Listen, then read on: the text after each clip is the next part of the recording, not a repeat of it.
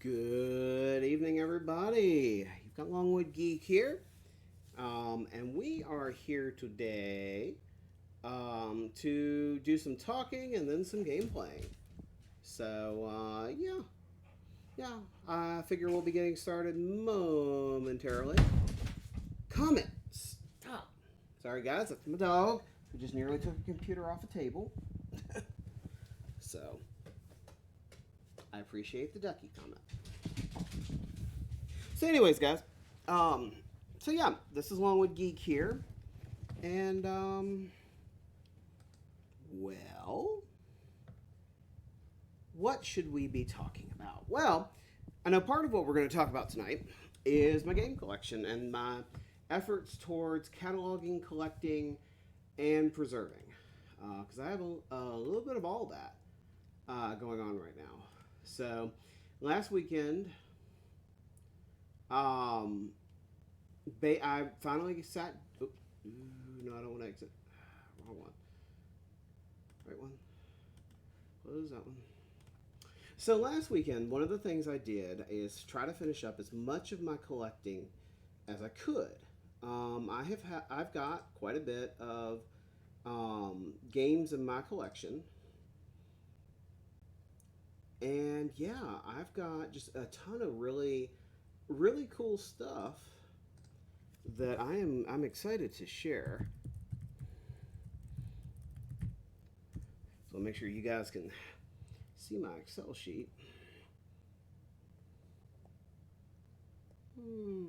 There we go. 720p.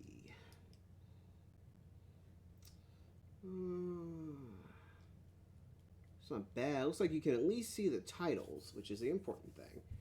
Um, Anywho, so like I said, I sat down and finally got some collecting going or cataloging going of my collection because the last time I had actually cataloged my collection was, I don't know, 4 or 5 years ago. And I mean, I'd added some to the spreadsheet that I had, but not a ton, not as much as I'd like to have, anyways, um, and not as quickly as I would have liked to.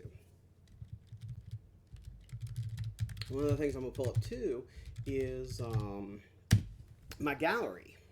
These are photos and stuff that I have been taking.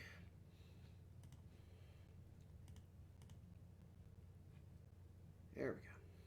So, of my collection and of the stuff that I have been picking up over time. Because a lot of my collection can see or can't see. Sorry, just responding to somebody in chat. Basically, I um, I have been taking pictures of as much of my stuff as I can so that I can display it and see if there's anything people are interested in me preserving even more thoroughly. One of the things I like to do is image all of my games, especially my floppy disks and CD-ROMs, because eventually they'll wear out. They will either get bit rot, they'll demagnetize. I mean, there's no real good way to um, keep that physical media from degrading. It's just kind of a curse of the platform, or I guess not platform, but of the type of device. So, with that in mind, making a digital image and then storing it on my home server with backups elsewhere is really the thing to do, and that's part of what I've been trying to do. But I know there are some things I've got that are rarer than others, or that are or just one of a kind. Um, so what I wanted to do was get pictures of them, and I want to be doing more like scanning manuals, scanning packages or boxes, I guess I should say, for the games. Um, and just getting stuff preserved so that people have a chance to see them or see what was done so that we don't forget history. Because, I mean, those who do not learn from history are doomed to repeat it. So, with that goal in mind, guys, I sat down and I started cataloging again. Part of it was to see if what duplicates I had. Because if I have duplicates, I want to get rid of the one that's, I hate to say, in worse shape. That doesn't necessarily mean the game is in bad shape. It's just not in as good a shape as the other copies of it I have. And so I've cataloged everything from consoles to computer games to my digital games. I'm working on my gaming memorabilia and oddities. Novels and strategy guides. Actually, the only thing that I hadn't really put on the spreadsheet yet that I really need to are my novels, um, strategy guides, and other books on video gaming, both fiction and nonfiction. And I've got, like I said, I've got a lot of this that I've been collecting. Some of the stuff is stuff I've owned since childhood. Some of it is stuff that I found while thrifting at Goodwill and other thrift stores. Some of it's stuff Puck and I have picked up or that Puck had that's added to the collection. Um, Gifts they've gotten me, autographed items. I mean, I've got some items up there that are literally one of a kind because they're autographed. Um, so, what I wanted to kind of give you guys an idea of is what my collection looks like. When Puck and I were going through it the other day, I actually had not counted the number of games I have. Again, in 4 or 5 years, I knew the number I thought was around 600 because when I cataloged it 4 or 5 years ago, my collection was sitting at about 512 games, and I figured that I'd only added because I'd also gotten rid of some stuff, another I don't know, 100 maybe, 150. And it turns out I was a little off. Well, I mean, I know I'm a little off. I'm nuttier than squirrel shit. Um, the Mr. Planners, I got nutting on me. But I just didn't have any idea that I had as much as I do. And so we're looking in terms of physical games and not counting any of the books, strategy guides, or anything like that. Comet, go lay down. Sorry, he's bothering my cat. Lay down, dog. Comet, lay. No, lay down. Get in your chair. Hop in your chair. Can you go sit in your chair? No, that was not headbutt me with friendship. Anyways, so I didn't realize that I have got 1,013 approximate, because I know I've got some odds and sods that I still need to account for. 1,013 games physically and around 328 digitally. I know it's more than that because I got the GOG Galaxy Beta, which put together all of my different gaming platforms into one, and I've got like 375 listed in there, and I know I've got some others elsewhere. Um, but yeah, so I mean, I have 1,013 games. Who'd have thunk it? And now, honestly, compared to somebody like, we'll say, Mel Jesus Rocks or Lazy Game Reviews, that's probably, at least I know with LGR, that's probably about a quarter of his collection. Maybe a fifth. And with Metal Jesus, probably, actually, I don't know how many he has. I don't know if he's ever said the number. But I have got games for almost every system that's been made that I haven't traded away. I don't have any more CDI games on the list because I got rid of the CDI. I don't have any more Jaguar games on the list. Again, got rid of the Jaguar. Same with the TurboGrafx and Turbo Duo.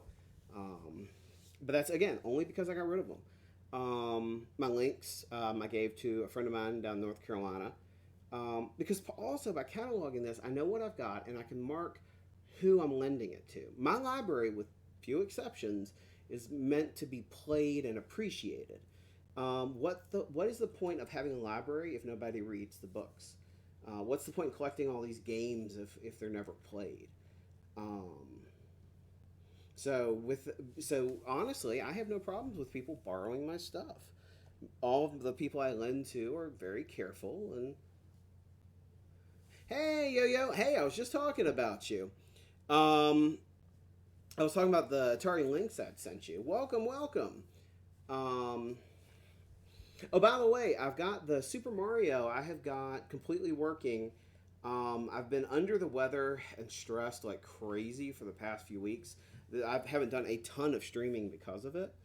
But now, um, can you not pull the fluff out of the sofa there? Comment.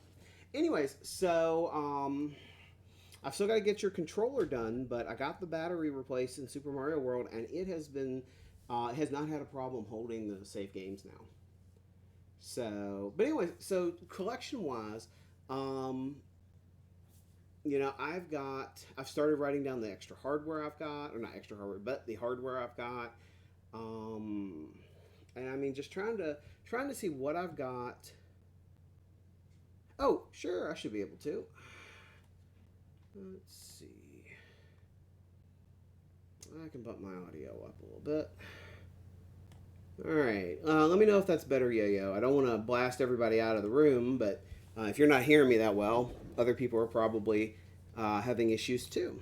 Anyways, so but this gives me a way to track what I've got and help people borrow and play the games so that they don't just sit. I don't usually get rid of a lot of stuff, but I do if it's something I know I'm never going to play or use or be able to really collect for. Same reason I got rid of my Turbo Duo. Um, Comet, can you go lay down, please? Yeah, Comet, go over somewhere. Thank you. Love my dog, but good lord.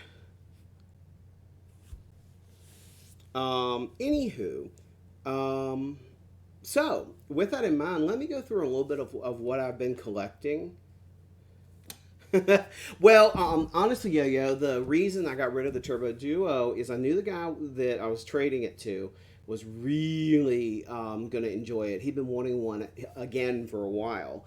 And he traded me a PS4 and a bunch of games for the Turbo Duo. Because I only had, I think, two, maybe three actual games. The guy I got it from had thrown in some burned discs as well, but and I only had a few of the Q card games. So I mean, it's so expensive to collect for that I just could not.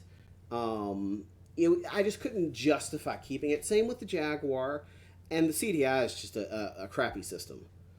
It was the only one of the main reasons I had a CDI, besides the fact I want to own at some point every system released in the U.S. since 1983, is because I picked it up at Goodwill with like 5 games and 2 movies for like $15 because it had sat in that store for so long. They finally just marked it down.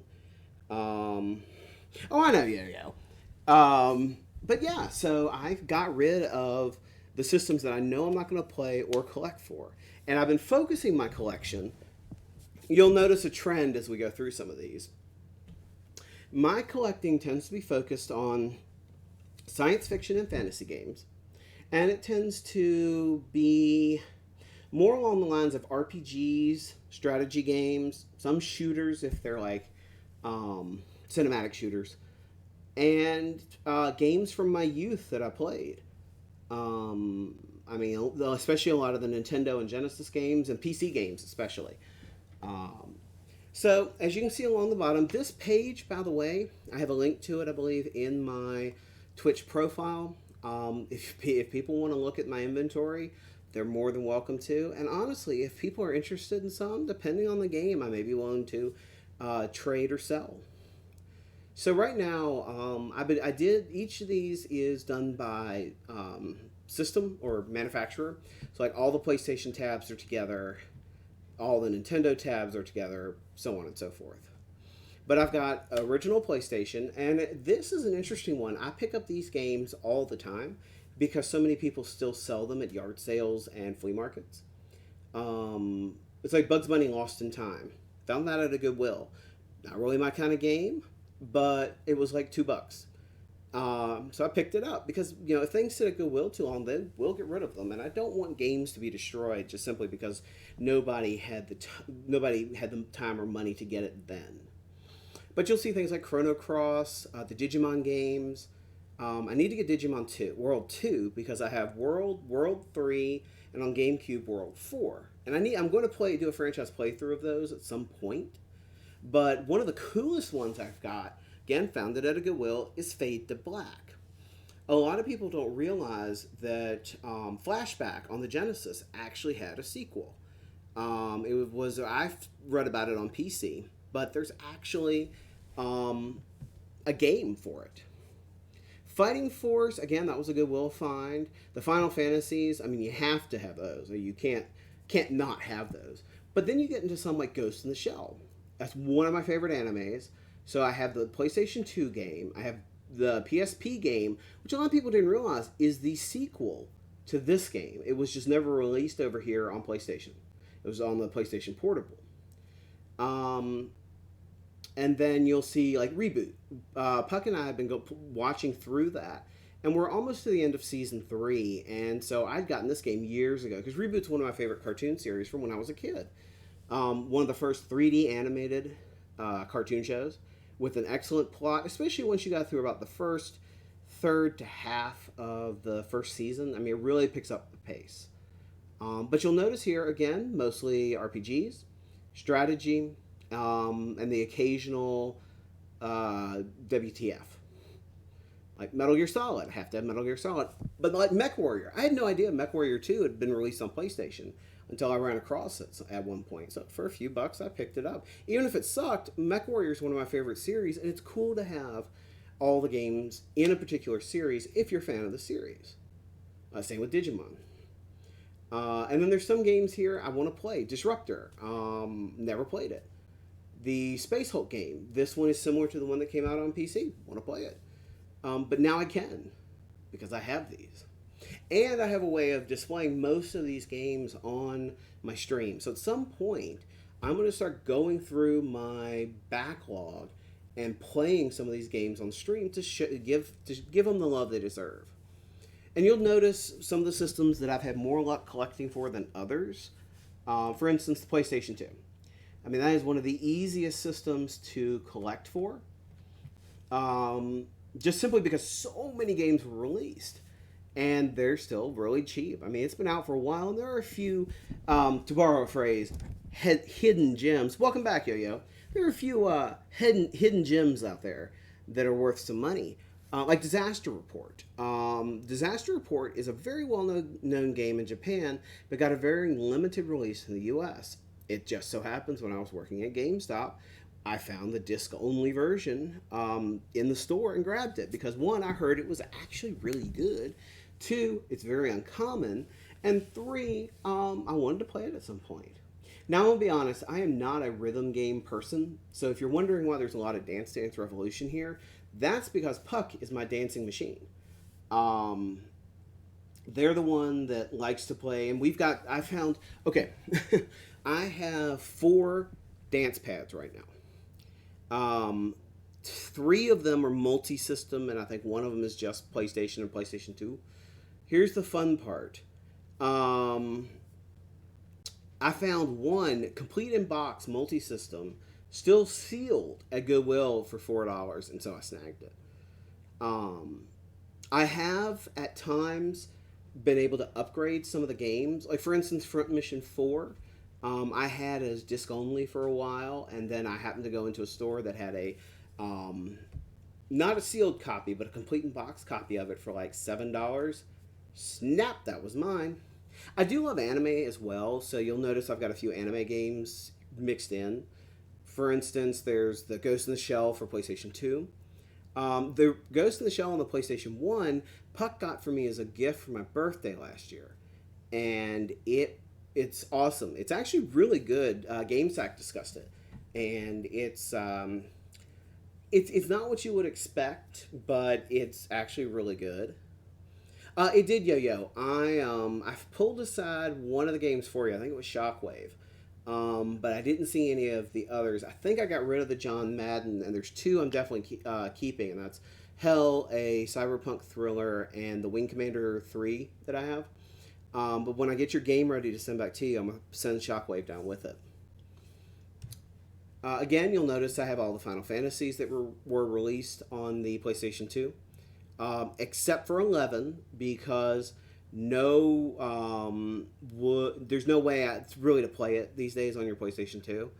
And I don't have the hard drive or... No, I didn't realize your 3DO was busted. I may have seen that at one point, but that sucks, dude. Is it not reading discs, not ejecting, or some combo?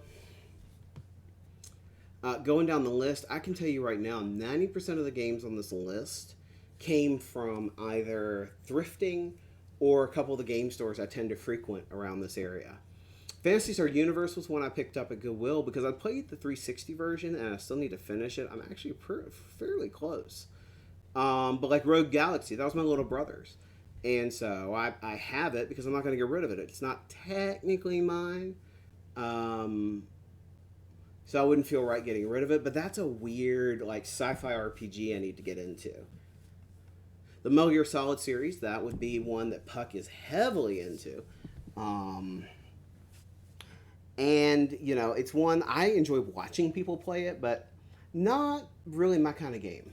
Um, cool, very well known, and I can see, like a lot of critics can, I can see why people like it and how it's good. It's just not my cup of tea.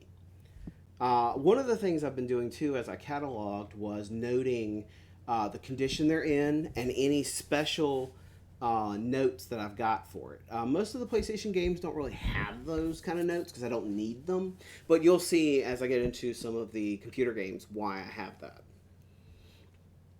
The only import game I know of in my PlayStation collection right now is the Naruto. I'm pretty sure that's the title of it. That was one of my little brothers, and it is very much in Japanese, which I cannot read. The PSP is a system that actually I kind of enjoyed. I love my Vita. I don't play it as much as it deserves to be, but Puck got me a PSP again, an import from Japan, and it's nice to be able to play some of those really cool games. Like I have a complete Final Fantasy IV and a complete EA replay, and this goes back to talking about like favorite series. On EA replay for the PlayStation Portable is a copy of the first Wing Commander. More strategy games here. Loco Roco and Patapon I picked up for like $1 each at Goodwill once. PlayStation 3, the collection again for that one is not bad. One of the things I did though, and I've got to adjust the font on that, is I started with the PlayStation 3 and the 360 and a couple of the others, denoting if the game was physical or digital. And this is where you can see some of the notes that I've got for them. Deus Ex Human Revolution Director's Cut. Oh yeah, that one's one. I think I had that in. It's in a different. It was not in a labeled container, if I remember correctly.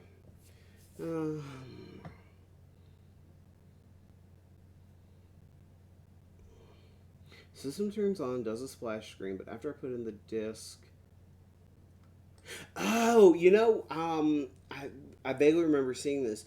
I'll have to look, but I think that might be due to the watch battery going dead in it. I have to double check, but I think there was a watch battery like there was in the CDI and a couple of other systems around that time period.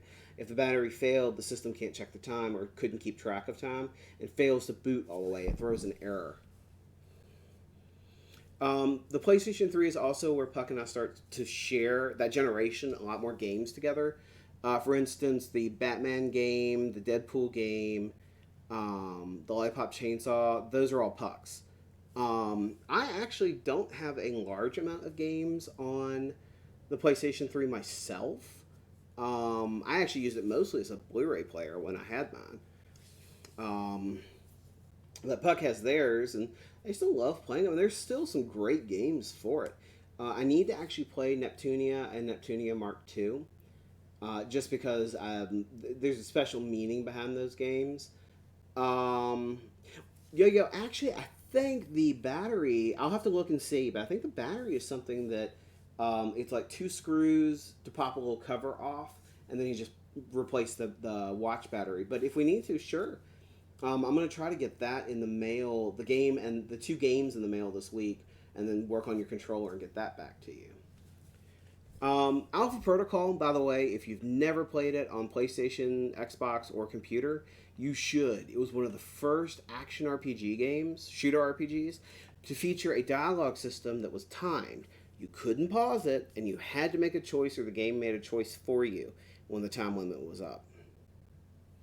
But it had branching stories and like 4 different endings, I think, depending on what some of the stuff you did in the game. It was made by Obsidian, and trust me, I know the person who wrote for it, and it is an awesome game. Techno thriller like nobody's business.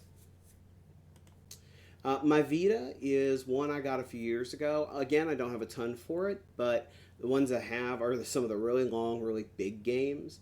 I already had Suikoden and Suikoden 2 on my PlayStation 3, and they're cross platform to the Vita as well. So I have those on there digitally. And then, of course, I've got Final Fantasy, Persona, because I've heard wonderful things about 4. And Ease, Memories of Salsetta. That was another Vita title that got a lot of love. Hey, Gone Fishing!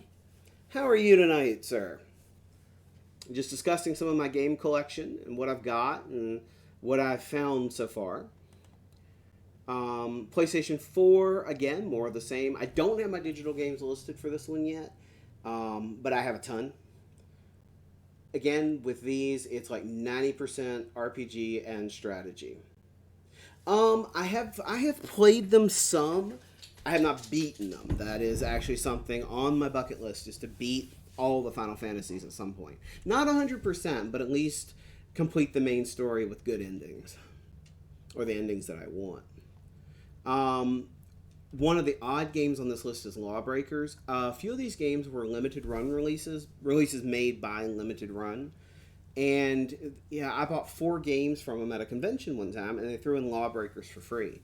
This was Cliffy B's last game so far, Cliff Bleszinski. And unfortunately, it did not get the love it deserved, because it came out later than it should have, and Overwatch pretty much just, kicked its ass up one side and down the other. Still fun, but almost nobody's playing it.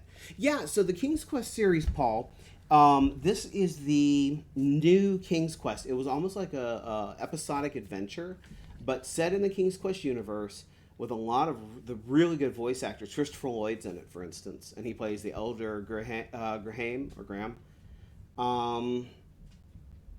But it takes place long after the original King's Quest games.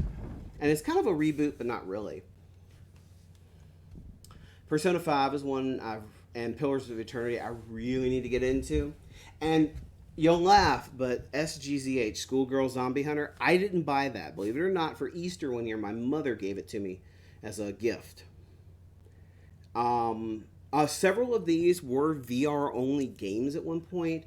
That would be like Eve, Valkyrie, and Star Trek Bridge Crew. They've since removed the requirement for VR headset and Move controllers. You can play with a regular controller, so I picked them up. Yeah, my mom's a trip. She really is. Of course, she's also as clumsy as me, so sometimes she does just trip. My 3DO, Shockwave's going to be going down to Yo-Yo fairly soon. So I've got only a Cyberpunk Thriller and Wing Commander 2, but there are some more I plan on getting. Star Control 2 is a big one I want for the 3DO, and there was one other, I can't remember what it is at the moment, but I've got a wish list.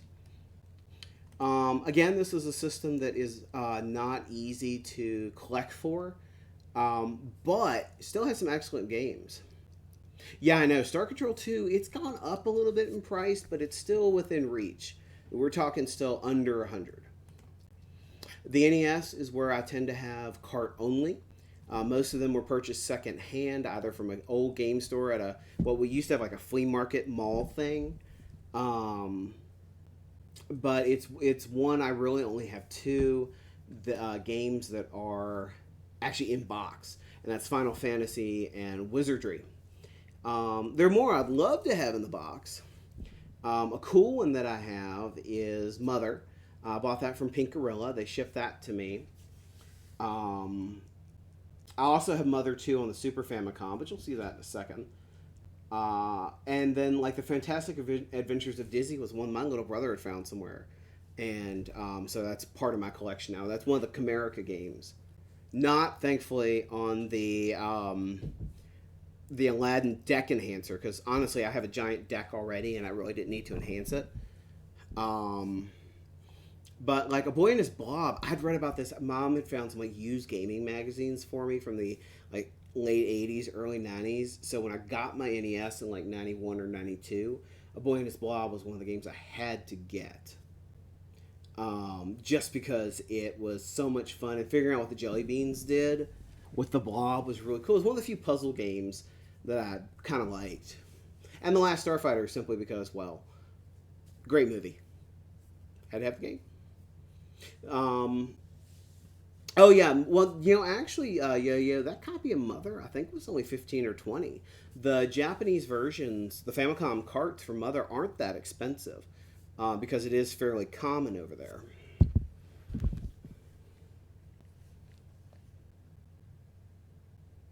And then like Mega Man 2 is one that means a lot to Puck, so that's one they like to play quite a bit. And in fact, I think we'll probably be playing that at some point during my charity stream coming up on November 2nd. I'm doing Extra Life again, as I always do. This will be my 8th year. And I'm raising money for the Children's Hospital of Richmond at VCU. And Puck and I will be streaming it. So it's going to be a good time. Looking forward to that. The SNES, I recently had gotten rid of a bunch of my SNES games because I had a deal from a guy down in North Carolina. I got over 100 computer games, all from the same few companies from somebody who had worked for them. And so I traded him most of my Super Nintendo games, and one of my teal 3DS, one of the originals, and got them in return. But that's why my SNES collection is not as large as you would think. It was really cool though. Puck got me Final Fantasy II a couple years ago for it. I found at home at my parents' house the Vortex game. I found the comic book / strategy guide I had. So I picked up the game when I found it for a few bucks. But like again, another 2 Wing Commander games because I want all the Wing Commander games and versions. And Mother 2 and SimCity because SimCity is a love of mine from far back on the computer. And Mother 2 because, well, Earthbound is just way too expensive. Yeah, I know that. I wish one day I want them to get Google Glass or something like it to be more affordable with instant translation software. You can do some of that on your cell phone now, but it's not 100% accurate. And if it's a game that the text is scrolling very quickly, you won't be able to translate it in time. And of course, the good old, well, the old Virtual Boy. Um, it was funny. I knew I had Teleroboxer here, and I had my Virtual Boy, and I was cleaning off my game's system shelf one day, just dusting stuff and checking condition of things. And I realized I didn't notice I had it in there, but I realized that my Virtual Boy actually had a game still inserted, and that's how I found Wario Land. Then I was going through some stuff at my parents' house a couple months ago, and out of one of the boxes fell another Virtual Boy cart. And these, I'm pretty sure, are the three. I think I had Mario Tennis as well, but these are the like 3/4 of the Virtual Boy games I own. Continuing along with the N64, again, great system to collect for. Not one I have bought a lot for, but the ones I've got are awesome. GoldenEye 007 you have to have. Now the Jet Force Gemini is interesting because I don't know that there was ever a version of an N64 bundled with Jet Force Gemini, but my little brother used to work at Toys R Us back in the early 2000s, and they were throwing out a bunch of stuff that had been in filing cabinets in their R zone for a while, and he found that copy of Jet Force Gemini with a not for resale label. So he grabbed it. It's the full game, and it's fun. Pokemon Stadium I ended up with 2 copies of. One's my brother's and one's another I got from a friend. And then No Mercy. If you are looking for a console-based wrestling game that's pre-CD, No Mercy is probably the best one out there. I played that game for hours, creating my own wrestler, going through the story mode. I used to be really big into wrestling, and this was the game for it. Funny story about my N64 though. After church on Sundays, when I went to church with my parents, I think I was 16 roughly at the time when we found this. We always shopped at Walmart usually on Sundays to get groceries for the week. And so they had these big racks of clearance that they were getting rid of. And so I'm going through and I saw something and couldn't believe my eyes. It was an N64 base unit, just the console itself. No power cable, no controller, no nothing. marked for $5. It must have been their store display one. Well, for $5, I wasn't passing that up. For my birthday that year, Mom had paid about $20. She had contacted Nintendo, and they actually sold a kit for the N64 that had a power adapter, the video cables, a controller, and a memory card with it for $20 or $25. It wasn't super expensive. And so I had, for basically $30, I had a working N64. And then there was this, because I worked at a convenience store at the time, there was a thing going on with Mountain Dew and Pepsi where you earned points for every cap that you turned in with these codes. I worked at a convenience store with gas pumps, and I was the one who did the garbage. So I would actually go through the garbage as I was cleaning and unscrew all the caps and keep them. Well, my coworkers started doing the same for me, and I would come into my shift, and they would have these big, like 64-ounce cups full of Pepsi and Mountain Dew caps. So I turned them in, and I didn't get the top prize, but I got like a computer game, an N64 memory card, I think another N64 controller, just because I kept turning in these Pepsi points. It was great. And of course, I wasn't doing anything illegal. I was just simply recycling, for lack of a better term. The GameCube, this was not my console. Philip, my little brother, Naptime Nerd Out, or Nerd Out, yeah, Naptime Nerd Out, I think is his name on stuff. He was the GameCube guy. He was more the Nintendo person than I was. And so I've only bought a few of the ones that you see on the list here. All the Sonic games were his. I picked up, and I think Metal Gear Solid was his. I picked up Metroid Prime, Digimon, Buffy, and Tales of Symphonia. So even if I just had these games here, I'm pretty sure I'd be satisfied for like 2 years if I was stuck on a desert island with just these. My Game Boy Advance, Philip, again, had most of the games for this. I've got a container of them downstairs that I've got a catalog, but these are two of the ones I had upstairs, and the Sword of Mana only was like, it's like $22 complete in box. I mean, the box is in excellent shape. But the Game Boy Advance was not one I honestly did a lot with. Just was not my system. Now, when we start getting into the DS, there was a game that came out called Infinite Space, and that's the whole reason I got into playing games on the DS. My little brother had actually gotten a new DSi XL, I think, or DSXL. No, I think it was a DSi XL. And so he gave me his original first gen DS. And so Infinite Space, it was an anime sci-fi game, and I've ended up with 2 copies of it. The first run of it is incredibly hard to find. They did a second run later, but for a while I was like one of the only people I knew that owned a copy of it. And it's actually a really good game. It's like combination visual novel, strategy, space combat, and anime and RPG. So, but again, I have a lot of story-based games because I'm not a huge shooter person. At least on handhelds.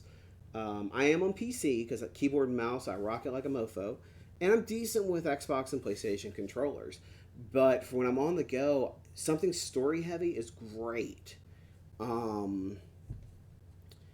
And so, like in my notes here, I've actually got a few games that are box only or box and everything but the game. So this helps me know if I'm out somewhere and I see a copy of the game, I can pull this up on my phone and go, oh yeah, I need a copy of that. At least to finish my collection. The 3DS is one I haven't bought a ton for because, of course, it's backwards compatible to the DS. But I've got some good ones. Fantasy Life I've sunk a ton of hours into. I still need to play Codename Steam. And like I said, I wasn't huge into... is Tactical Assault in here? Okay, so I'm actually missing one in here. Oh, no, because it's in the Star Trek game list. Never mind. But like I don't really do rhythm games that much, but for Theater Rhythm, Final Fantasy, I had to get it, and I need to get the other one too. I mean, Final Fantasy music in a rhythm game is just awesome, and you play like a a weird JRPG battle system while you're trying to do the stuff to the beat. Really cool. The Wii is a system that again I got from my little brother that was his because he upgraded to a Wii U, and so I bought a couple games for it. I don't have a ton. I have more Wii U games than I have Wii games. But Puck is a huge Silent Hill fan. So we found one of the few copies of Shattered Memories we could find. We grabbed because Puck wanted to play it again. If we can, we'd like to get the PlayStation 2 version, but that's a little on the expensive side, and we just haven't pulled the trigger. The Wii U, I've actually had some really good games for it. And no, I'm not going to say anything about DuckTales other than I like what they did with it. It sucks they pulled it digitally, but it's honestly it's not worth the massive amounts of money people are charging for it. Good game, just not worth that much. Deus Ex is another series Puck and I both adore, and so we've been trying to collect everything that's been released for it. I did rebuy Xenoblade Chronicles X because I wanted to a mech game again that's like sci-fi RPG. Why not? Now, Shovel Knight's an interesting one. We were going through Walmart one day and they were clearancing out some stuff.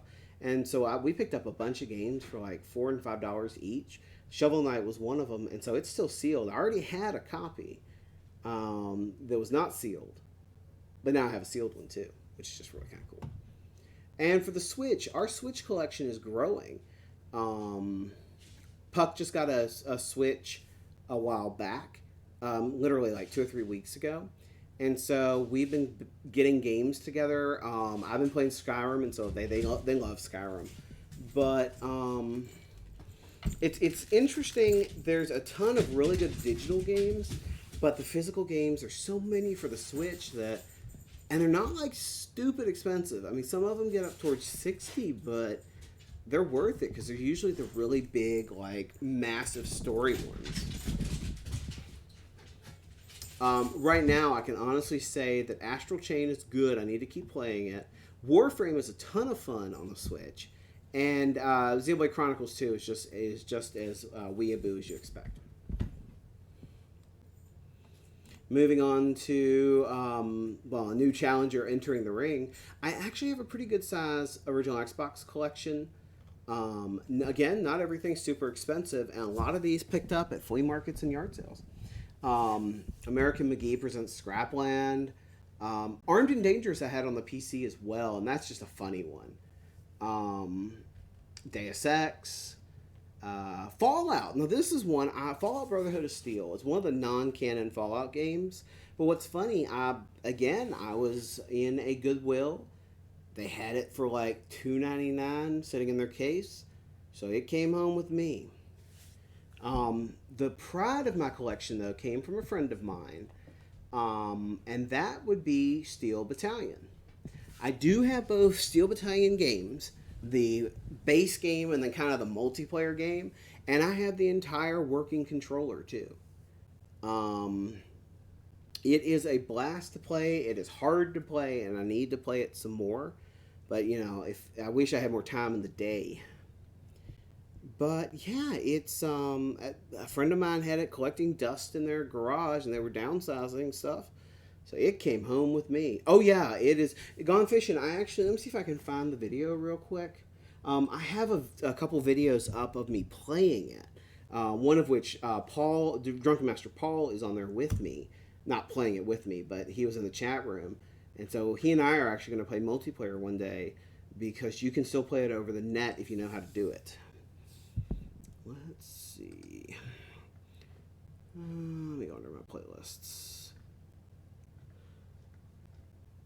I hate it when it does that. All right, let's see. My channel. Here we go. Playlists. Here we go. All right. Throw this into here. But you can see my first reaction to ever playing it, and then the 2 hours I put into it with DMP trying to help me that day. It was interesting. I can honestly say that. I do even have the very first game that I bought for this system when I got it. This is one of the first game systems I bought brand new, and it was right around the time I graduated high school in '02. But I picked up WWF Raw, and I still have it. My 360 also has a lot of love gaming wise, both physical and digital. Um, I have some really fun physical ones that I'm still surprised I own. Brutal Legend is probably one of my absolute favorites of all time. Deus Ex, Dragon Age. I even have El Shaddai. I found that one stupid cheap. And that's one of the really, it's a platformer, a weird semi-religious platformer with a lot of mythology in it. It's hard to explain, but it's interesting to play. I even have the original Nier and Resonance of Fate, and I got Resonance of Fate signed by Nolan North. Mass Effect 2 got signed by the psychotic biotic herself, Courtney Taylor. But I even have Tom Clancy's End World, and part of the reason I wanted that one is because you command the troops using the headset. Um, I have a copy of 40K Space Marine simply because THQ brought me out to San Diego back before the game was released to play it as part of the community event. I actually went into a big game studio and played that game about 2 months before release. I have videos of that on my YouTube as well. Two Human is an interesting game. I wish the guy running the company that made it hadn't been. It basically there he got sued for some. The company got sued for something and went under before they could make any more of the games. And from a mythology standpoint, it's actually really cool. Like think Techno Norseman. Kind of a cool concept.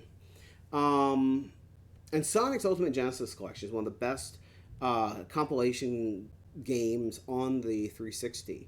It has a bunch of the original awesome Genesis games, including Phantasy Star, which is one of the reasons why I got it, because I've always wanted to play the Phantasy Star series. Of course, now that they have it on Switch as well as part of the Sega Ages collection, I might be playing it that way on the go. My Xbox One doesn't get a ton of love in terms of physical, but because it's backwards compatible with 90% of the games up to the original Xbox, it doesn't need to be. I've got a bunch of the games digitally through Games for Gold and Game Pass, and then the ones that I really wanted, I picked up.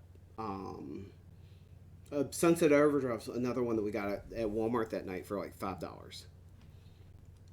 My Atari is actually technically the first game system I ever played, but it doesn't fall under my criteria for prior to or after the year of my or on or after the year of my birth. 1983 on is what I collect, and so the Atari doesn't count, but I still have a decent amount of games for it, including dun dun dun E.T. the Extraterrestrial. Yes, if you have not seen the Angry Video Game Nerds video on this, you really should go check it out. The Master System is another one that my little brother had the system. I ended up getting it, and so these are the games I have for it.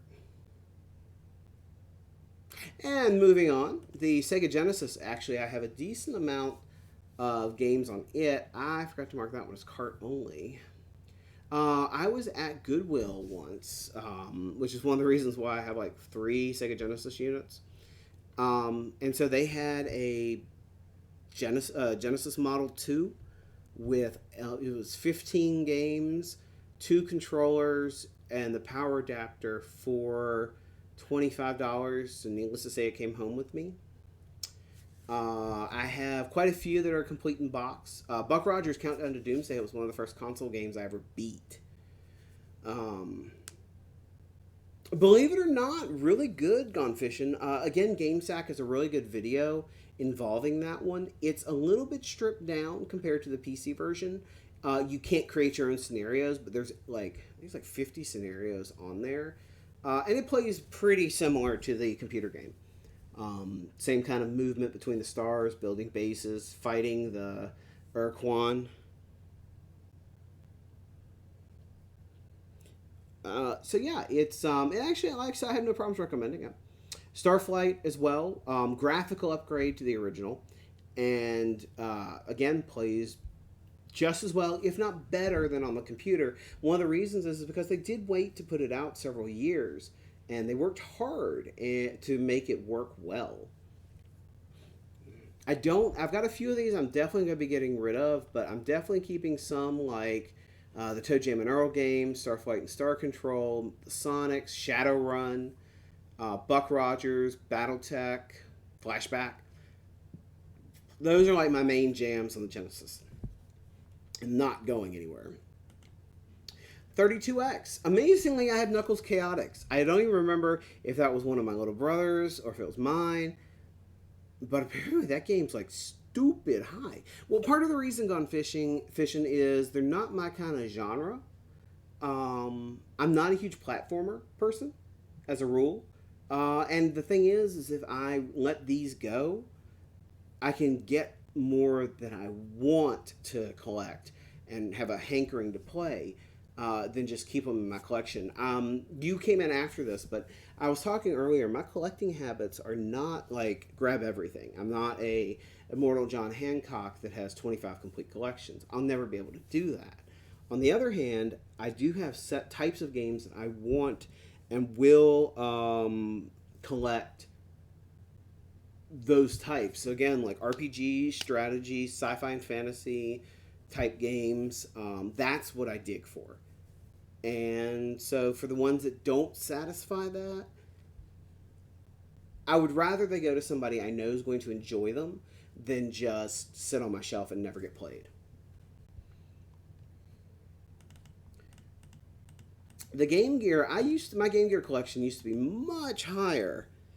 Um,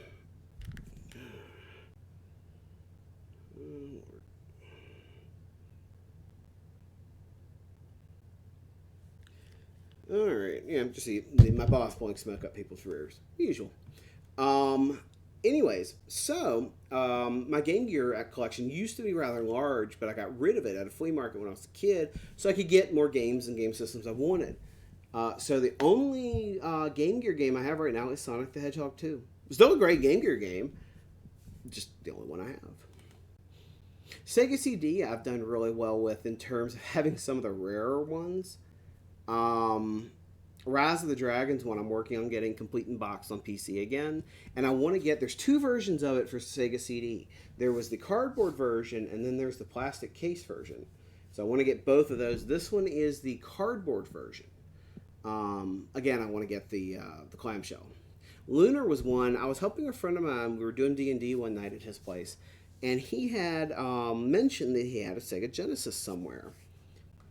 And so I was like, oh, well, if you're thinking of getting rid of it, I can help you sell them. And so he's like, well, yeah, let me get the box. I know I've got a box with the games in them. So I'm going through it going, yeah, decent amount. And I hit Lunar, complete in box, mint condition.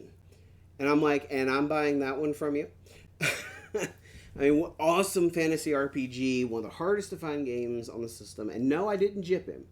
I think he got like $70 out of me for it, which was still lower, but it was more than he was getting with just having it sit there. And then, of course, Wing Commander, yay! Are you noticing a trend yet?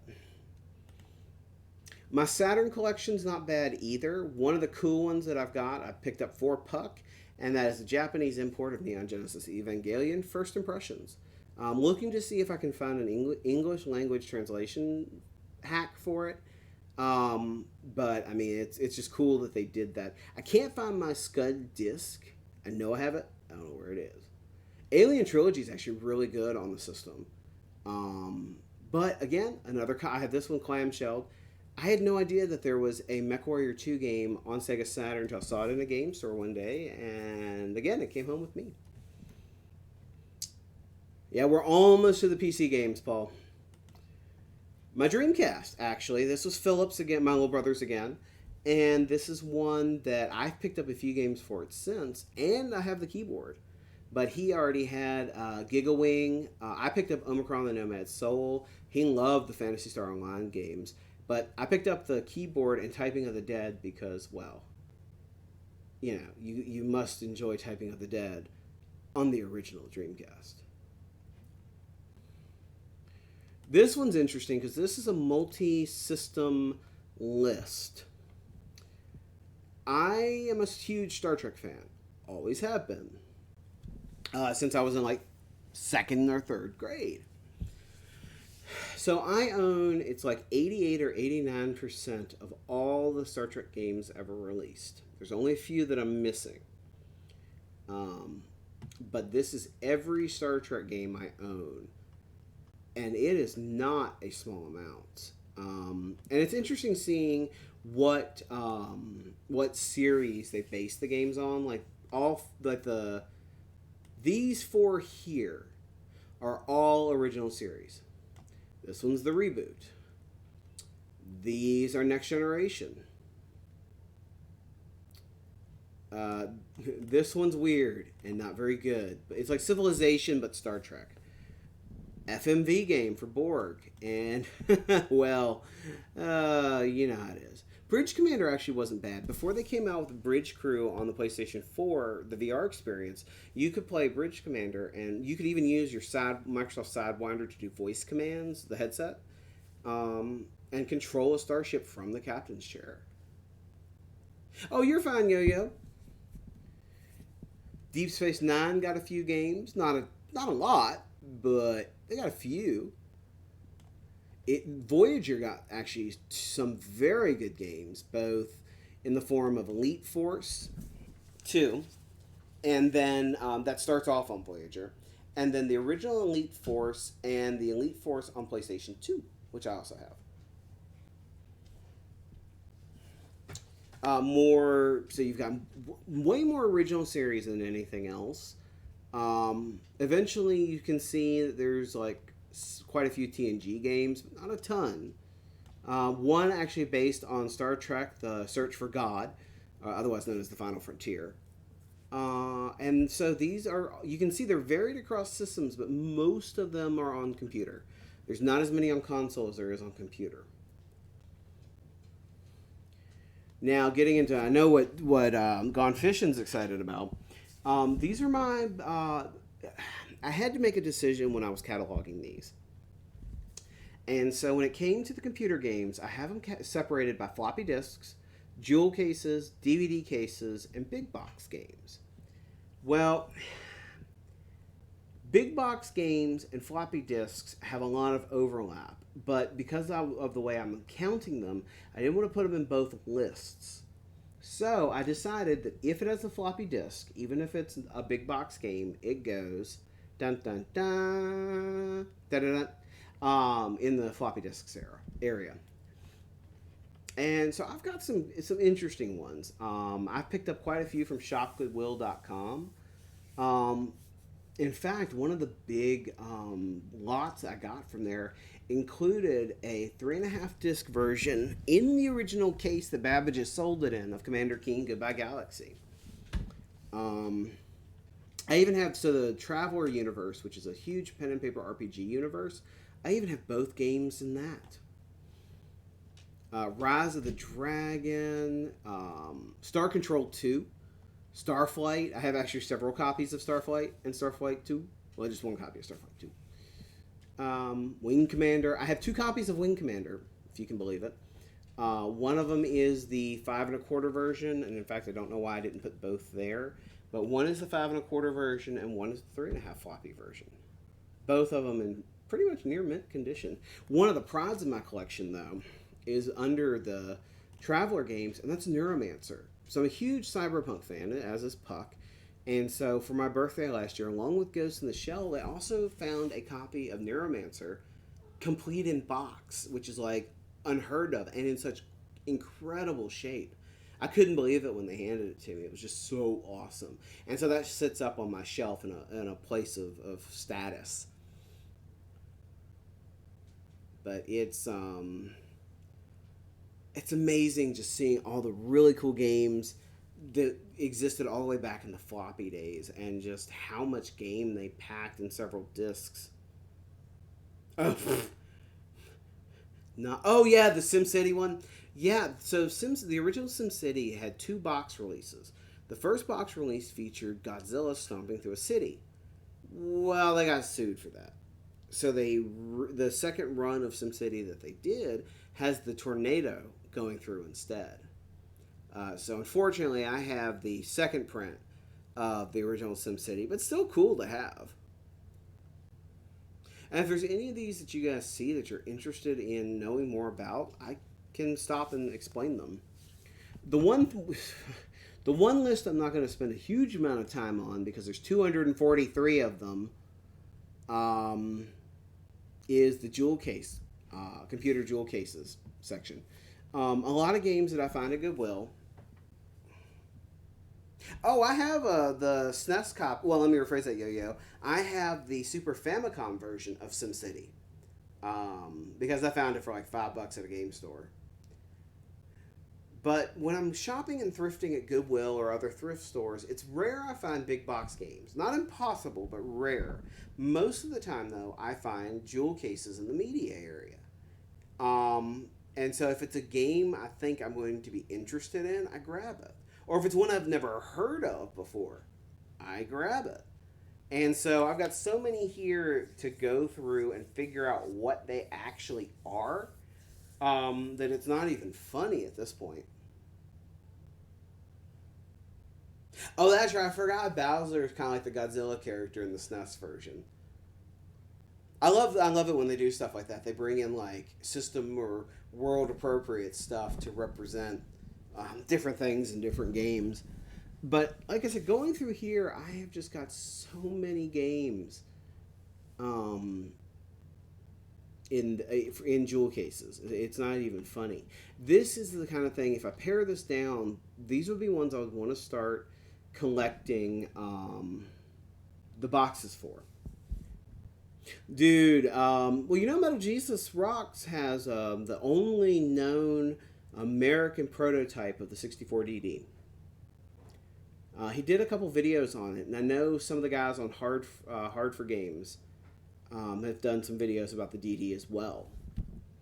But yeah, this is one, if I could pare this down, there's some in here I really would like to find the boxes for. There's some that never had boxes. Some of them were pack-ins with computer systems. Others came as like shareware discs only. But there's quite a few I'd like to get the boxes for. Yeah, well, I'm not surprised.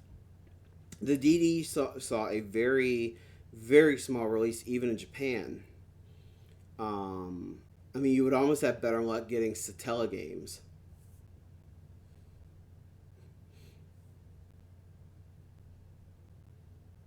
Oh yeah, trust me. If I could find a 64DD, phew, that would be cool. Um, I'd love to. I would have loved for them to have been able to release it in America, because I honestly think Americans would have taken more advantage of it than they thought it would have. Computer DVD cases gets interesting. This is another type of another set of games that, if I could get big boxes for them, I would. But most of these were never released in a big box. Some of them are weird. The 202 games one is literally for like cell phones, old cell phones. A few of these I got in the lot when I traded off my SNES games. But again, more Deus Ex, more Dragon Age, a lot of science fiction type games, the Fallout games. Now, the ones I love a ton, besides my Star Trek ones too, are the computer big box games. Again, a lot of these are weird. I have only a few duplicates in this area. But I've got some cool ones, man. Original Deus Ex, Discworld 2, Emperor of the Fading Suns. So I walked into a Goodwill one day, and there was, because I always did Goodwill shopping usually when I got off work in the mornings from J. Crew. And so I walk into this Goodwill, and there are literally like 40 or about 40 big box PC games there. Okay. And I'm looking through it going, oh God, I want this one. I thought I was in a dream. I'm actually like smacking my hand, trying to make sure hadn't like fallen asleep and was dreaming.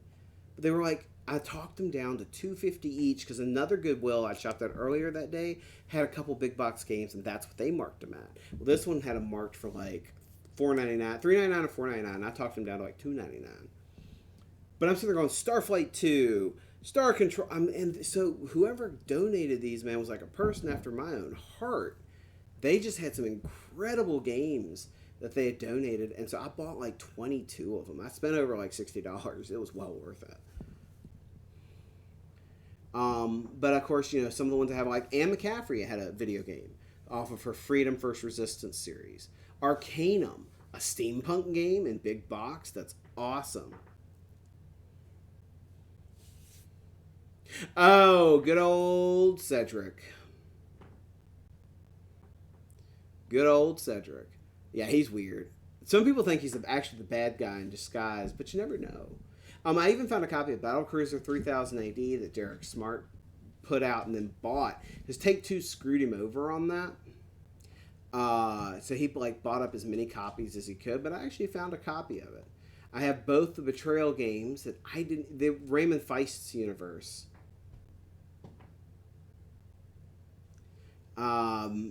I was going through cataloging and I didn't realize I had both Krondor and Antara.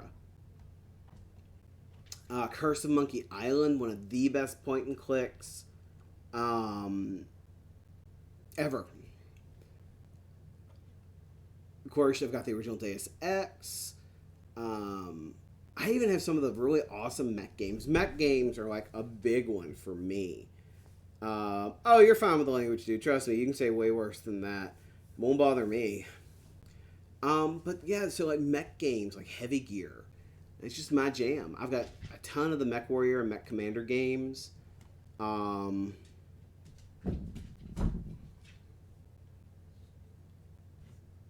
But I have just, so it's funny. I find these, and whenever I can grab them, I do. I even have Septura Core. Metal Jesus. Now, this one I actually surprised Metal Jesus with. He did not know there was a big box release of Septura Core, which was originally, I think that also came out for one of the consoles, but I don't remember which. But yeah, there's actually a copy of it, and I have it in my collection. The Star Rangers games, this was part of the lot I got from the guy in North Carolina. What's interesting is one box is from Japan, one box is from the U.S., and in the U.S. one also contained a build disc from when they were working on the game at the game company for them to test. I wish I had a copy of the original System Shock in the big box, but having System Shock 2 complete in box is amazing, and it's such a wonderful game. I started playing through the first one on stream, and I need to finish it. It's a good cyberpunk dystopic horror game.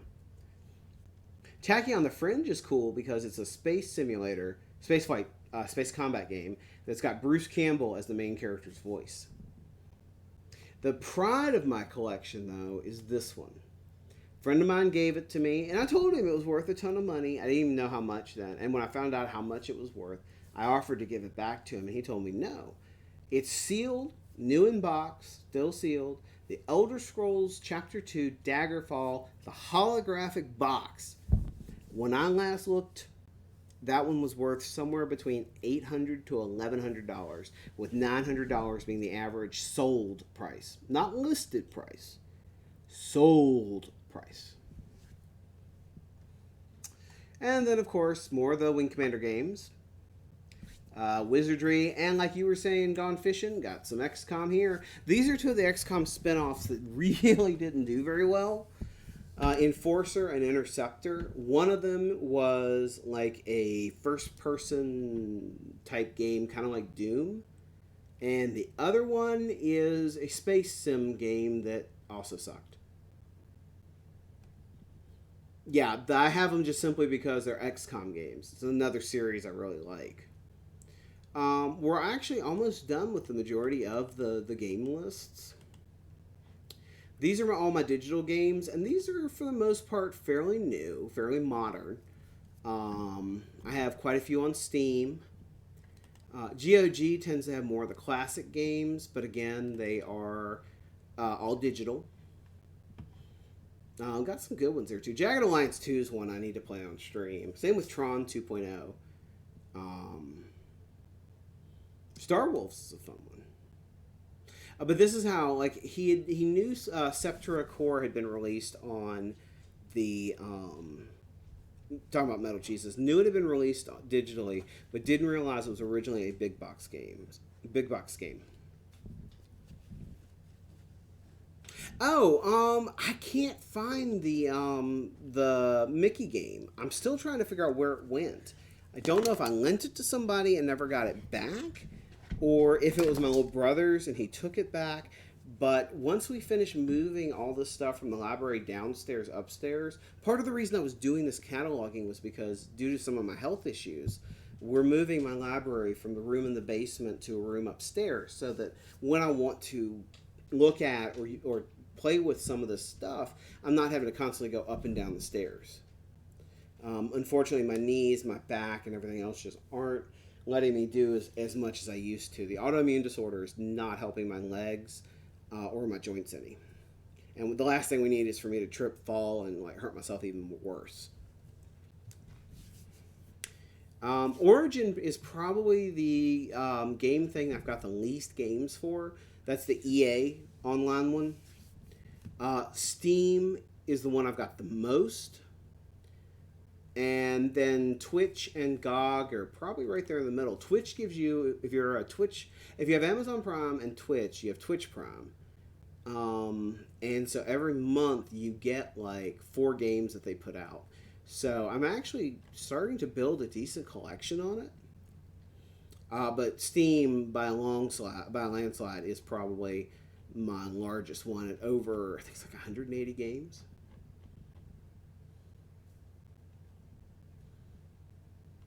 Yeah, well, in my case, Yo-Yo, I'm a little large, although I've actually lost a decent amount of weight once they finally figured out some of the issues with my stomach. I'm on a new medication that actually helps me pass things the way I should be. And so I've lost enough weight. I actually have some skin folds that I haven't had in a long time. And I'm sorry if that's TMI for anybody. But if anybody ever has a question about my medical stuff, I generally don't have a problem answering them. The chemo drug has helped me lose a little bit of weight too. But yeah, the way my stairs are down to the basement, it's just, there's a good chance I could really fall and hurt myself. And that's the last thing we need. Software is exactly what you think it is. This is all the non-gaming stuff I've got that doesn't fall under any of the other areas. And I have some cool stuff too. I still haven't figured out what Alchemy MindWorks is. But it's like I've got a copy of Windows NT, Windows 3.0 on, forgot to fix that, not floppy disks. It's supposed to be on floppy disks. I'm glad you mentioned the keto diet, Gone Fishing. Absolutely cannot do one. I have a interesting form of diabetes. It's type 1.5. They had to come up with the naming for it because basically I am insulin resistant and insulin dependent. And part of that's due to medication, but part of that's due to my pancreas not working the way it should anymore. It's like adult onset juvenile diabetes. It's like type 1, but also type 2. It's weird. No, actually, Gone Fishing, I don't yet. I want to get a boxed copy of DOS 6.22. I have an image of it somewhere, but I don't have the actual install media at the moment. I'm trying to find my copy of Windows ME, but that's only because I'm tempted to microwave the damn thing. Oh, piece of crap software. But yeah, so keto diet for me would actually be incredibly dangerous. Just because ketoacidosis is something that diabetics have to really watch out for. Because at that point, our body's no longer burning sugar, it's burning fat for energy. Well, if it's not burning the sugar at all, then our blood sugar can skyrocket. Like today, my blood sugar was, when I tested it, was like 422 or 424, which is the highest it's been in a while, but for whatever reason, it had shot up. And if I was on a keto diet, that could have killed me, or at least put me in the hospital. But yeah, so I've got some pretty cool software there. FreeDOS, I do have a copy of. I've got a copy of Microsoft's Game Developer Conference talks. Some other really cool like software compilation CDs. For hardware, I've got things. This is where I started listing my dance pads, my action replays, memory cards, cables, stuff like that. Systems, I've only added one so far, but I'm going to try to get a catalog of all my systems and serial numbers. Heaven forbid someone ever stole my stuff. It would be nice for me to be able to track it down. Gaming oddities is where I've put things that I've got that just don't fit anywhere else, or they're unique or one of a kind items. For instance, I have got copies of GROM that I'm pretty sure was a developer build or stuff for the developers to do QA testing. Battle Realms, I think, was a internal build version. I've got a Legend of Mana disc that I think was a review copy, but I don't know for sure. Still got to figure that out. What's really cool is, again, when my little brother left or was working at Toys R Us, they were throwing out some of the GameCube stuff. And so I have two of the rarer GameCube demo discs, one of which will still give you the Pokemon that was specially released for it. Gaming books, I haven't put a lot on yet, or anything really. I've got to do a strategy guides tab too, but the gaming books, I mean, that's all the novels and lore building and world stuff that I've got, and they're all going to go in there. I've got probably 200 books, easy. Finally, under gaming memorabilia, as we reach the end of my cataloging, this is where I have things that are not games, but they're game related. And so this is things like action figures, Blu-ray discs from movies, or game lore, or movies based on games. I have a DVD copy of all the E3 stuff.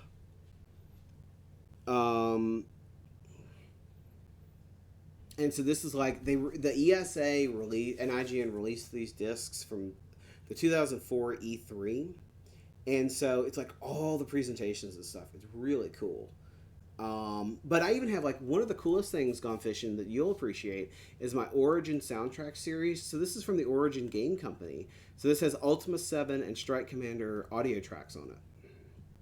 But I've even got my VHS tapes listed here and my vinyls. I actually do have 2 vinyl soundtracks for some of my games. Whew, that was a lot of talking, but I hope you guys enjoyed that. If you're interested, I've got that list. The link to it should be in my Twitch info. And then this is my photo gallery. And so I have been putting pictures in this of my game collection for a while.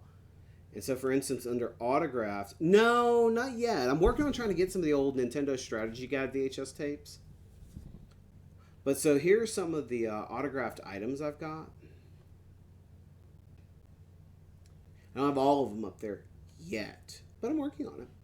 But I'm working on getting these high-res and low-res images. So like my big box PC games, I don't know why that one's not showing.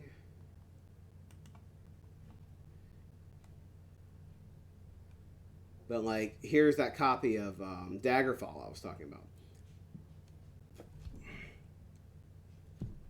Oh, I'm glad you asked, Gone Fishing.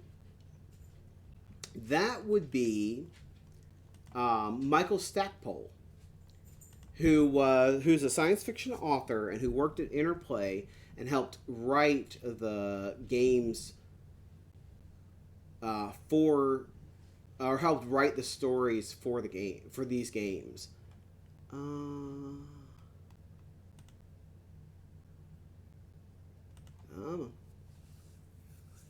There we go. I'm probably going to go through and remove some of these pictures just because some of them I've got, like in this case, I've got 2 copies of the photos. One that's more visible than the other. But like we've met Nolan North, we've met Courtney Taylor. I've gotten to meet Gerard from The Completionist. He signed the very first article of mine they ever published on their website, which was an interview I did with Chris Avalon a few years ago, right when Fallout 4 was announced. Whew, well, that was fun. All right, guys, give me just a second here. I need to take a quick break because my voice is a little raw. So I'm going to go grab something to drink and then have a quick bio, and I'll be back to play a game for at least an hour or something. So I'll see you guys in just... Whew, I wish you guys could see this right now, but I actually have like 3 dogs behind, or a cat on either side of my head right now. And apparently I am dropping frames like crazy. And I don't know why. I just noticed that I might not be able to play any games at the moment because my connection is so poor. What is going on here?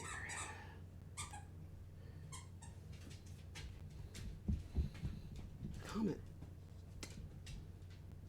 Go lay down, buddy.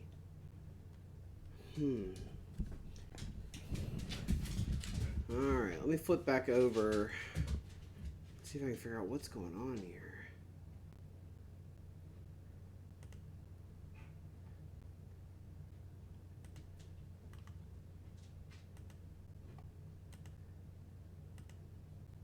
Good grief.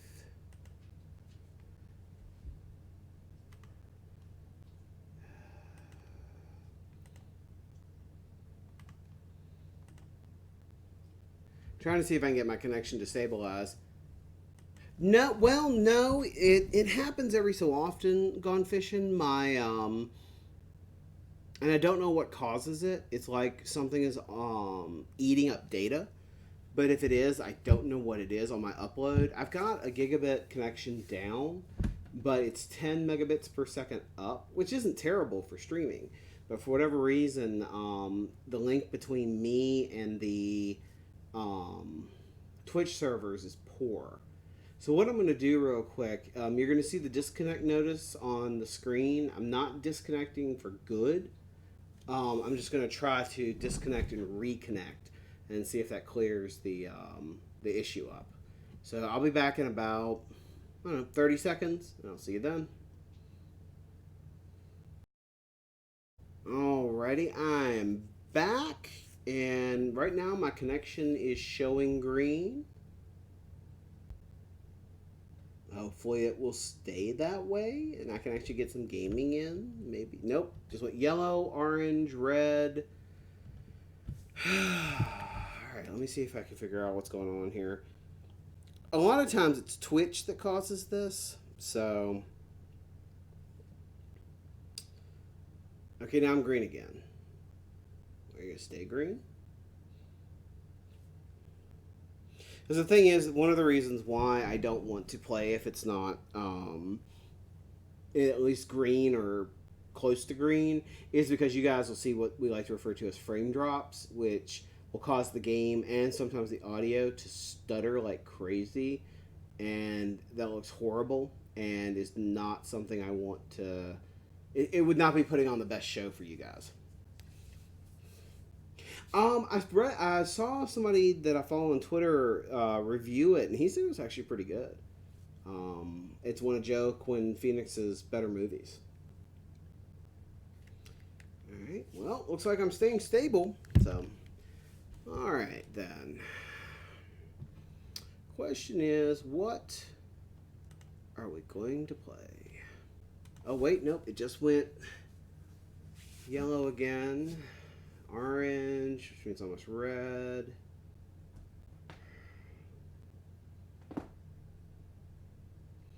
I haven't dropped any frames yet, but I probably will soon.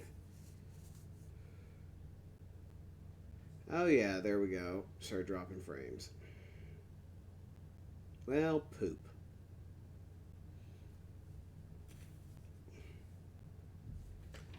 Come on. I'm going to give it just another few seconds. If it doesn't come up and stay stable for more than a minute, then I'm probably going to just have to call it for tonight. Because I don't want to put out a sub-quality stream.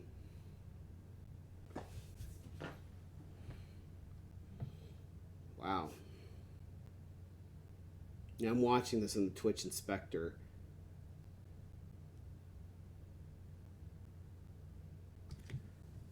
I'd love to know what's causing it.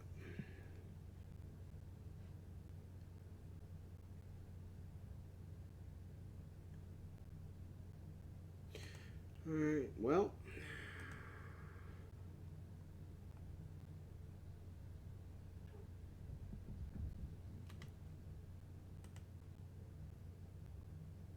Yeah, I can see it just, it's going up and down. All right, guys. Well, with this being the case, I'm not going to put on a low quality show, so I'm going to probably call it for here. And I'm going to be streaming tomorrow night once Paul is done for his stream, because he usually streams on Friday too. And hopefully my internet issues will be a bit better by then. But thank you guys for coming out. I do appreciate everybody that stopped by. It was wonderful to talk with you, Gone Fishing and Yo-Yo. And I will hopefully see you guys tomorrow night. Oh, not a problem. And if you see any in the list that you want to hear more about or that you'd really like to see me play Gone Fishing and Yo-Yo, just let me know. I've got some interesting ones that I haven't seen very often. But anyways, thank you guys very much. We will catch you on the flip side. As always, if you like what you saw, throw me a follow. If you liked us, feel free to subscribe. And if you have Amazon Prime and Twitch and you link them, you get Twitch Prime, which lets you give one free sub, doesn't cost you a dime, to a streamer of your choice every month. They get the money, and you don't have to pay for it. I'm not saying you have to give it to me, but at least give it to somebody so the money's not just sitting there on the table. Thank you guys as always. Make sure you let your geek flag fly. Peace out, and I will see you tomorrow. Bye, everybody.